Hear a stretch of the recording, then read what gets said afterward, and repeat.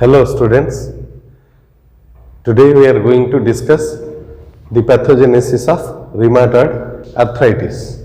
First we will see the definition. Rheumatoid arthritis is actually a systemic inflammatory disease that affects many organ systems like lung, heart, skin and other muscle, but principally it affects the joints where it produces non-suppurative inflammatory disease, and finally it may lead to ankylosis of the joint if it is not taken care of. It has been seen that this disease occurs mainly to the females. The occurrence is 3 to 5 times more in the females. Many inflammatory cells, they participate in the inflammatory process of the rheumatoid arthritis. So remember, principally it is a inflammatory disease of the joints and it is a non-suppurative type of inflammatory disease.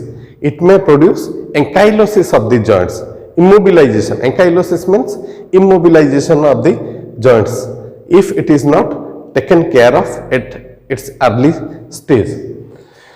The next is morphology. Various morphological changes occurs during rheumatoid arthritis. First is infiltration of synovial stroma by perivascular inflammatory infiltrates and inflammatory mediators. The synovial stroma becomes grossly edematous, whereby it may lead to compromising of the movement of the joints if it is not properly taken care of. Second point is increased vascularity. Vascularity is spontaneously increased. It is a process of rheumatoid arthritis. It is a natural pathogenetic process of rheumatoid arthritis where vascularity is increased because of angiogenesis. Then third is pannus formation. Pannus is a fibrocellular mass consisting of inflammatory cells, macrophages and granulocytes, and that aggregation is called as pannus. The next is neutrophil accumulation. Neutrophil accumulation occurs at the site of inflammation, particularly at the site of arthritis. Not only neutrophil but also T lymphocytes, other inflammatory mediators, cytokines and interleukins, they are elaborated at the site of inflammation, and accumulation of these inflammatory substances occurs at the site of arthritis. Next we will study the pathogenesis of rheumatoid arthritis. Pathogenesis of rheumatoid arthritis consisting of 3 points: genetic, microbial and autoimmunity. Gene play a significant role in mediating almost all the diseases of human body. So as the rheumatoid arthritis is also linked hereditary. The hereditary link is there in rheumatoid arthritis. It has been seen that DL1, DL4, these are the two important components that resides in the gene which are responsible for causing rheumatoid arthritis. It has been seen that people who have DRA1 or DL2 components in their gene, they are likely to develop rheumatoid arthritis, and it is very common in monozygotic twins. It has been seen that in monozygotic twins the rheumatoid arthritis is found to be very common, and it runs in families because of hereditary link. Then next is microbial component. Lot of microorganisms are there which are believed to be responsible for development of rheumatoid arthritis.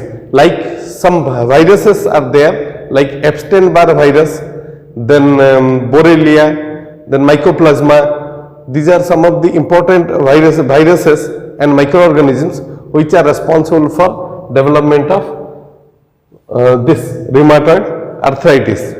And these microbial antigens, they act as antigenic substances for causing a inflammatory reaction. The next is autoimmunity. Autoimmunity is a very important criteria for the development of rheumatoid arthritis, and it plays an important role in mediating the inflammatory pathway in the rheumatoid arthritis.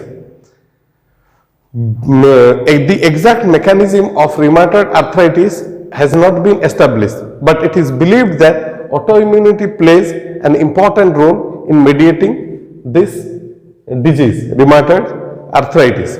Particularly, human lymphocyte antigen, HLA, one antigenic substance is there in the human body which is responsible for contributing to the inflammatory path in the rheumatoid arthritis. Apart from the inflammatory products of human chondrocytes, they also contribute for the development of rheumatoid arthritis.